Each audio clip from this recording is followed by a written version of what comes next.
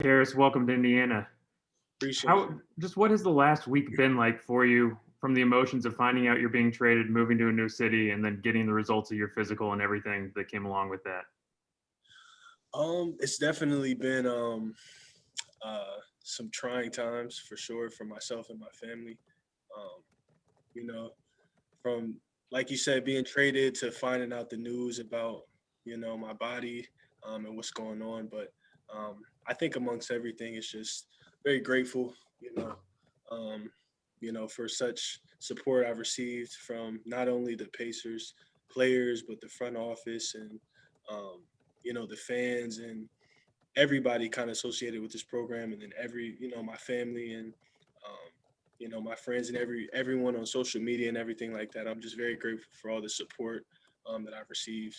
But it's definitely been a crazy couple of days, and it's going to be a crazy recovery as well. But I think myself and the Pacers organization is really optimistic about the future. Eric. Hey, what's up, Caris? Welcome back to the Midwest too, man. Appreciate that. Thank For you. you, man, obviously getting your health together is number one, but do you have goals of wanting to get back on the court this year? I mean, like what do you, from what you're hearing, man, do you think that's a possibility this year at all? I think for me the most important thing is to get my body healthy and make sure I live a long life. Before basketball, I think that's the most important thing. So for me, I'm not really looking at that side of things. Obviously, I want to play as soon as possible.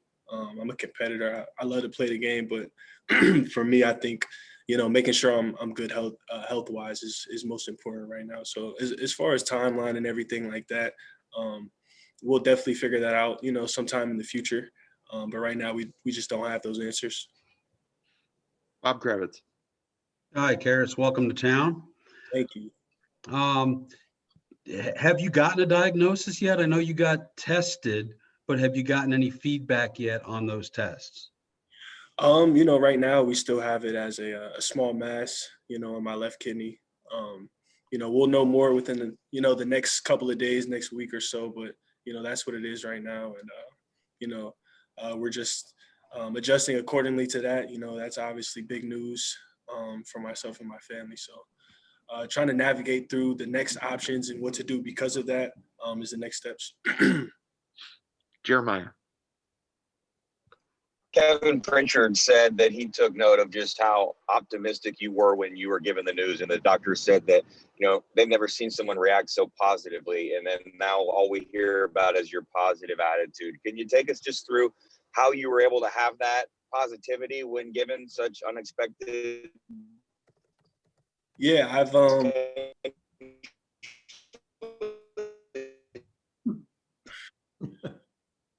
it kind of broke up a little bit at the end. Yeah. I think I got the gist of it. Honestly, I've been through a lot, not only with basketball, just with life in general. So, obviously it was tough news to get, but it could always be worse. I kind of look at it like that. I try to look at the positive out of every situation. And it's something that, I have the support of my family. Whether or not, when I first got the news, I didn't know, a lot about it. So I just tried to stay calm. And I know that, being negative, wasn't going to change the situation at all. So I just tried to be positive and get all the facts about the situation and figure out what to do next. So like I said, I've been through a lot. So this is only, I feel another journey, another step in my journey for sure. Greg Doyle. Harris, hi.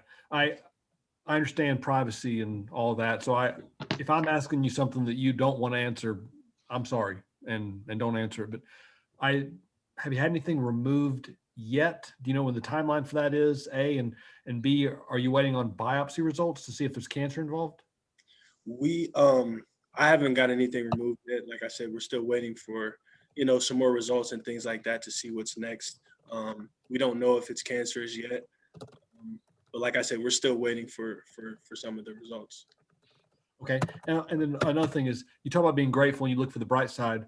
I have to believe that if this trade doesn't happen, whatever's going on in your kidney won't be caught until next year? I assume you didn't feel anything down there to trigger these tests? Yeah, so I didn't have any symptoms. Obviously, as you all know, I was playing in games. I hadn't missed any games this season yet. I was feeling 100% healthy. So, in a way, this trade definitely, showed and revealed, what was going on in my body. So, I'm definitely looking at it, from that side, and definitely humbled to know that, this trade could have possibly, saved me in the long run. Kristen Airy. Yeah, Caris, welcome to Indianapolis and back to the Midwest. There's somebody in town that I know you're very close to, LaVall Jordan, who's the coach at Butler, who was one of your assistants at Michigan during your career. Have you talked to him, and what has he told you about coming to Indianapolis? Yeah, I talked to Coach Val a lot, honestly. He's one of my favorite coaches that I've ever played for. So even before the trade happened, I was speaking to Coach Val, a lot. But he's told me I'm going to love the city. I'm going to love the fans out here. And he's very excited about, being near me again. So I can't wait to be reunited with him and his family. Charlie. Caris, welcome to Indy. Spoke with Coach E earlier today back in Ohio. He's thrilled for you. What does it mean to be close to home? I know you've been through so many hurdles earlier in your life, and a quick message to Mom and Daryl too, if you could. Yeah, it means a lot to be back, back in the Midwest, kind of where I grew up, where I went to college as well, back wearing these colors as well too. I'm very excited to be here for sure. My mom and my brother actually, obviously have been with me along with this journey. My brother's living with me now, so he's been with me through this journey. So obviously they're very excited for this opportunity as well. And they're excited for the future as well. So I appreciate that. Christian Winfield. What's going on, Caris? So How you doing, man? I got a chance to talk to Torian and Jared yesterday, so I'm going to kind of just ask you a couple of the same questions I asked them. Firstly, can you just talk through the moment? Like, how did you find out you were getting traded? Where were you? And what were the emotions that were running through you at that time? Yeah, so actually I was, I think we played the Knicks that day, right? So I was taking a pregame nap, and I woke up. It was about 4:45. I usually wake up at like 4:30 or something like that. I woke up and my phone was like 100 missed calls, 100 text messages, and it like kept refreshing. Like, what is going on? So as I was waking up, Sean was calling me. So I just hurried up and answered his call. And obviously we spoke about it. And he kind of told me, it's the business and everything like that. And he's going to miss me. And, I have nothing but, positive things to say about the organization of Brooklyn and, the fans over there and the family that I built over there. It was a great, 4 years and some change. And I had some of my best times there for sure. So it was definitely tough to hear that news. But like I said, I'm very excited for the future and what's to come. Obviously the James Harden trade just got finalized, but it was something that was dating back to God knows how long into the offseason. Did you kind of have a sense back then that the deal was, almost set in stone, and that if you're trading for James Harden, that pretty much means that you were going to be involved because you were kind of like, you're a star and they wanted a star for a star. Did you kind of have the sense that if this team pulls off a James Harden trade, that means you're out? Yeah, so Sean was very honest with me, from the first time the rumors kind of came out. He kind of told me, don't rule it out. He told me that, they hadn't been in communication with the Rockets yet. I think this was back in, I don't know, this was like late August, maybe early September. He was very honest with me. And I can't thank him enough for that, But, I didn't know if it was going to happen. I didn't know if it wasn't going to happen. I just kind of knew that, it was a possibility.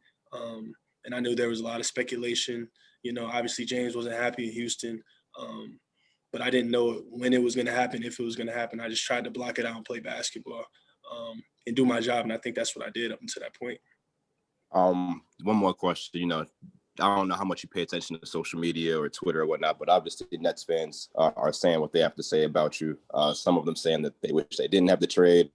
Some saying they miss you, they wish you well, especially in the aftermath of the news with your kidney. Hope all is well and hope everything goes well with that. Can you just give a message to Nets fans who watched you grind it out from day one, watched you get through your injuries, and then watched you thrive and become a star in the bubble last year, and then watched you even this season when you went off? Can you just give a message to them? Yeah, obviously it was up and down, my 4.5 years there. But I think that it was nothing less of, spectacular. I can't thank them enough for, welcoming myself, welcoming my family with open arms from day one, through the losing streaks, through the, injuries, through, trades and losing teammates and things like that. Through coaching changes, I feel like they were always there. And I can't thank them enough for that. And I'll always, always remember those fans, always remember that family there, and they always definitely have a special place in my heart for sure. Got it. If I can fit one more follow-up, sorry, Pacers beat. I know you're probably sick of me by now. In terms of the original Nets, right? In terms of like who was there before, there's no more D'Angelo, you're gone, Jarrett's gone. The only guys that are left are Spencer and Joe. Did you ever sense that the organization was shifting from what they had at any point? And can you kind of pinpoint when that shift occurred? Honestly, I think the goal in life and in sports is always to get better. And I think when you have a chance to do that, especially as owner, GM, coach, anything, I think that's the goal. So when you have players such as, Kevin and Kai who want to come and play for your city, I think that you can't rule anything out when you're in my position. So I knew when those guys, were coming to town that anything was possible. You know what I'm saying? As Sean Marks, you have to take those things serious. Kevin is one of the best players in the world. So if he wants to come and play for your organization, obviously you're going to make the necessary changes to do that. So I think, maybe a couple years ago was probably when I sensed that they may take a different direction. But for me, I just, tried to stay getting better each and every day in the gym and try not to worry about, the things that I couldn't control. Yeah, appreciate that, man. Prayers up. Nathan Addison. Hey, what's going on, Caris? Welcome to Indiana, man. Just 2 quick questions. Have you got any confirmation on the future in terms of what jersey number you will be wearing? And how fortunate and blessed are you to be playing for a great organization such as the Indiana Pacers? Yeah, I'm I'm wearing number 22 when I make it back to the court. And I'm very, very, very extremely blessed to be playing for such a great organization, a great city, a basketball city. Like I said, I'm from the Midwest, so I know what Indiana basketball is all about. And I'm very blessed to be a part of it. I've played here a couple times in college, matter of fact, for the Big Ten tournament. And I love the atmosphere here. I love the fans here. They love their basketball. So that's what I'm all about. I just love the game. So I can't wait to be, immersed in the culture. Taylor. Hey, welcome to Indianapolis. My question for you is obviously coming in the middle of a season. You got a lot going on right now, but I know a lot of guys in the league know each other. Any relationships you had previously with some of the guys on this team? So you're coming in, it's not just a bunch of brand new faces.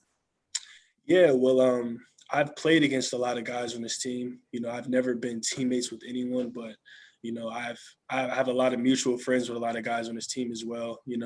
Malcolm, Domas, and myself are all in the same draft as well. So I'm very familiar with those guys. TJ played with a couple of my college teammates. So I know TJ McConnell very well. TJ Warren, I know him pretty well. Jeremy Lamb, I played against him, a lot. So I know a lot of guys on this team. I know a lot of guys around the league. We play against each other a lot. So I'm looking forward to building those relationships, and learning them more, outside of the court, outside of the game. Kevin. Caris, I know when you heard the diagnosis, I'm sure after the physical, emotions were running wild. Were you at all surprised, or did you have a question if the Pacers would go through with this trade? Did that ever creep into your mind? Oh yeah, a lot of things creep through my mind. I didn't really know, what was going on. I didn't know the next steps. I didn't know if the trade was going to go through, like you said. But, obviously it did. And I think that's a testament to this organization and, not only how good of people they are, but how much they believe in me, in my game. So that was huge for me to see that. And I just can't wait to, get healthy and get back on the court, to be honest with you. Scott? Yeah, Caris, I'm curious if the Nets had done any kind of MRI on that area in your preseason physical, and if you even know this, what led the Pacers to scanning that area during this physical? I think that's a routine. I've never been traded before, but I think that's routine to scan knees and lower back. And I think they saw it in my lower back. But I've never had lower back pain, so I don't think there was any reason for the Nets to scan that area. I know I had a chest scan there before, but I really have never had any pain in my lower back. So, like I said, I was asymptomatic, and I played every single game with no pain and things like that. So I could see why it wasn't MRI'd. Bob Kravitz. Caris, you referenced this earlier, some of the challenges you've faced in your life. How have you been shaped by losing your dad when you were 16? And correct me if I'm wrong, but isn't your mom dealing with some health challenges now? Yeah, she actually has MS. MS. How have you been shaped by all of that? For me, like I said, I try to take the positive out of every situation. You guys knew my mom, you would never guess that she had MS or anything wrong with her. She's a one of a kind, very special lady. And anyone who knows her has even had one conversation with her will tell you that. So I think I get it a lot from her, to be honest with you. But I was raised the right way by her and my father as well before he passed away. And that's just how I'm wired, man. I have, a lot of faith in God. And I know that, everything's not perfect, but I feel like in life, it's just how you react to certain things. It's not what happens to you. Things happen to everybody, but I feel like, how you respond to it really shapes you as a person. And I try to respond to things the right way. Thank you. Tony East.